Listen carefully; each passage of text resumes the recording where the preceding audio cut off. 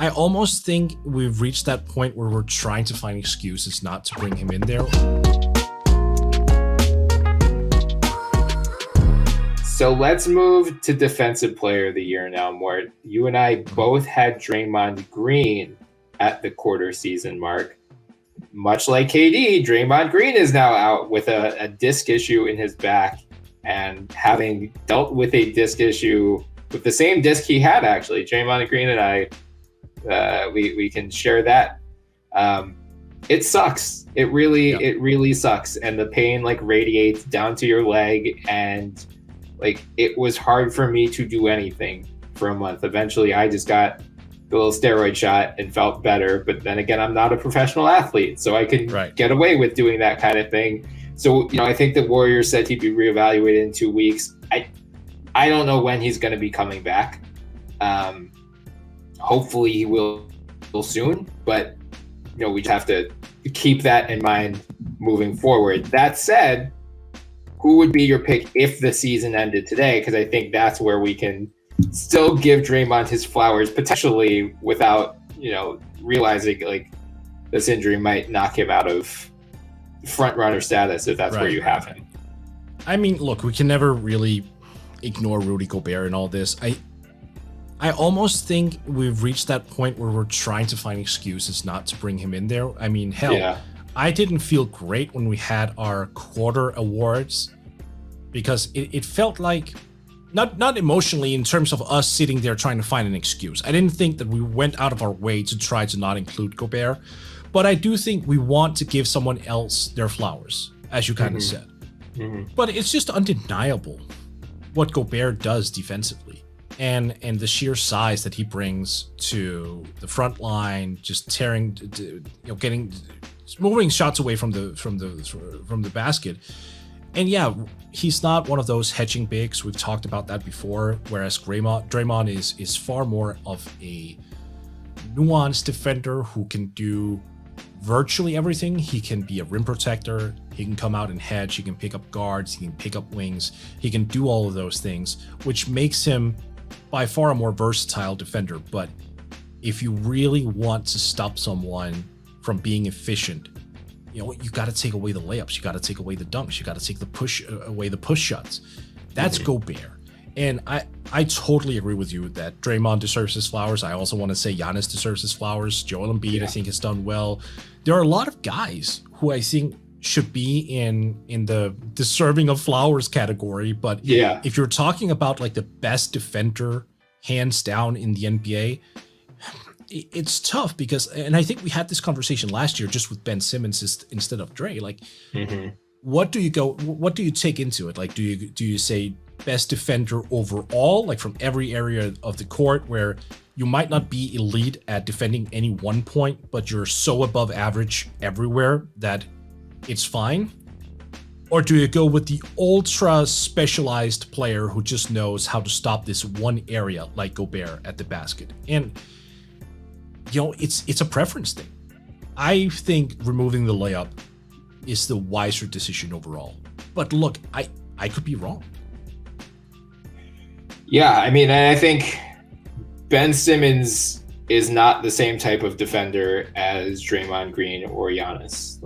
They are all versatile. They can all guard a bunch of different positions, but Ben doesn't take away the rim like those two guys do. And Ben has Joel Embiid. Draymond doesn't have a Joel Embiid back there, or a perimeter guy who is an elite defender. I know Wiggins has been better on that side of the floor this season, but Draymond is still the heart and soul of their defense. I would say last year with Simmons, it's a co-heart and soul thing with Simmons and Joel Embiid. Whereas Gobert, I think the most instructive way to look at his DPOY candidacy is look at those 5 games they played without him when he had COVID. I think they had a defensive rating of 120.4 or something like that. They just absolutely bled points because, I mean, it's the same issue that we've seen from them in the playoffs the last few years. Their perimeter defenders, by and large, suck, and they get away with it because they can funnel all of the action inside to Gobert, and they know they have this safety valve back there. But when they, for the few games that they didn't have him, they were brutal. You could honestly make the same argument about the Warriors right now. Without Draymond Green, their defense has slipped a lot. So I think that also speaks to his defensive importance. So part of me, because I'm just personally skeptical that we see him come back anytime soon.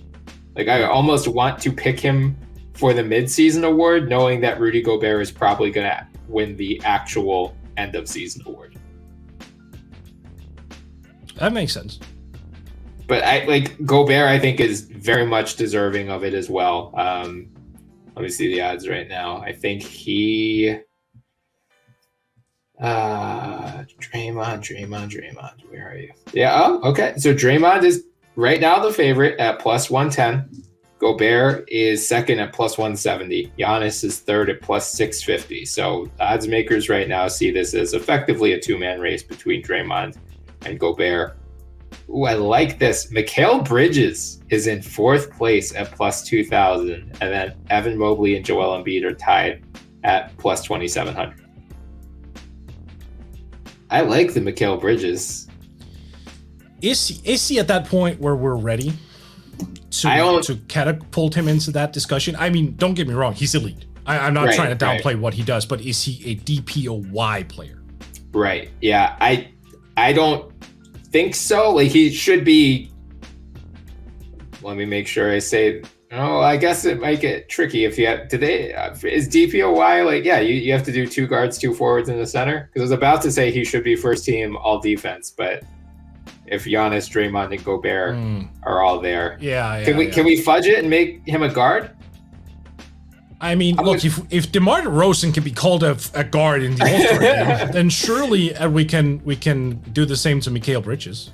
Okay, good. Yeah, like he is playing at a first team all caliber or first team all defense caliber. Whether he makes it on there or gets screwed because he's of out positional designations, even though we should not have these anymore, I don't know if that's going to be the case. But like, he's definitely playing at that level, but I agree with you. I don't know if I could put him over Gobert or Draymond right now. Right.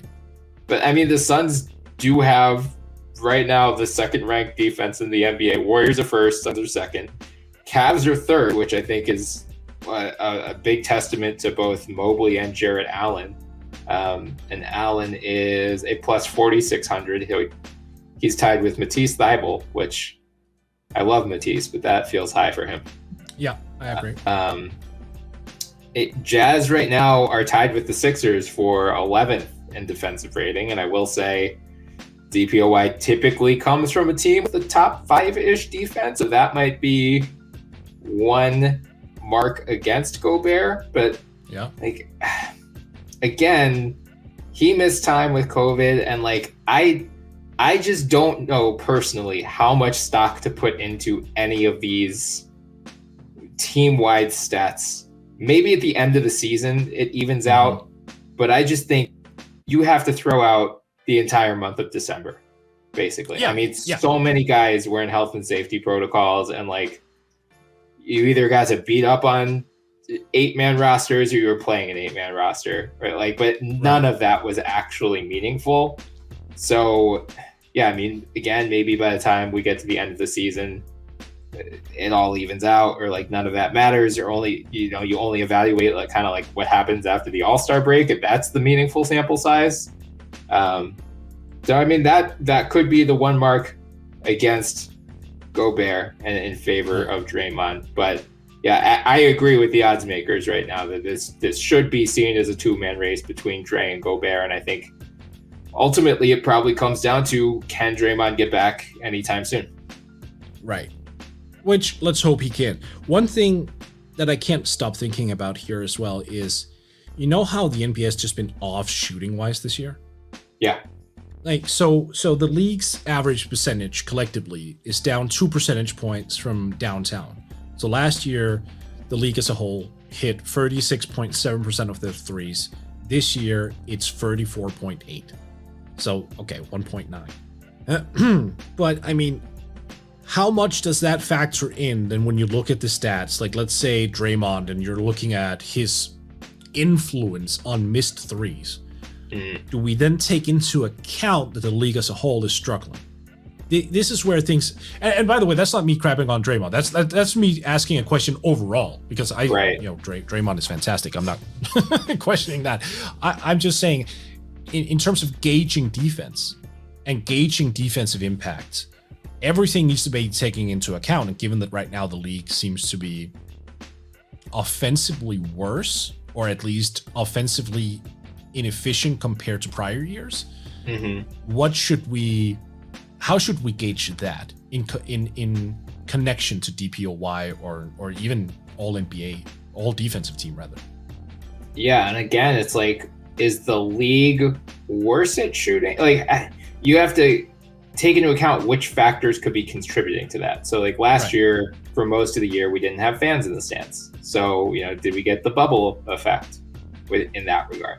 Or this year, we had a month of guys being called in off the street. So like, I would be interested to see the shooting stats by month league wide. Like, did we see it just plummet in December because you have 40-year-old Joe Johnson suddenly playing in NBA games again,